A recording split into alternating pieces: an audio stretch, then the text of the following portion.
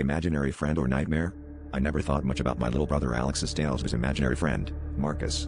Kids have wild imaginations, right?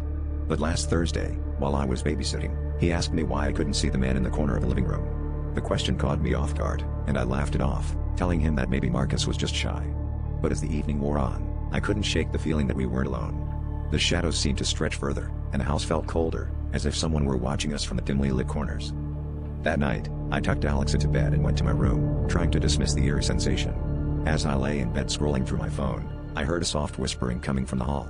It wasn't Alex, he was sound asleep. The hair on the back of my neck stood up, and I felt a chilling breeze pass through my room. I told myself it was just the wind, but deep down, I knew something was off.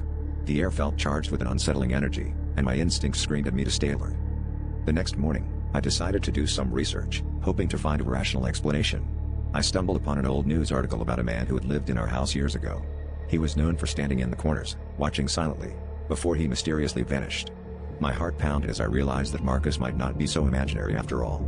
I confronted Alex, asking him more about his friend. His innocent eyes met mine as he said, "Marcus says he doesn't like it when you don't believe in him." My blood ran cold. That night, I felt an overwhelming presence in my room, as if the very shadows were alive. The man in the corner, Marcus, was no longer just a figment of my brother's imagination. He was real, and he was here. I lay there, paralyzed with fear, as a shadowy figure slowly emerged from the corner, stepping into the dim light of my room. I realized then that ignoring Marcus was no longer an option.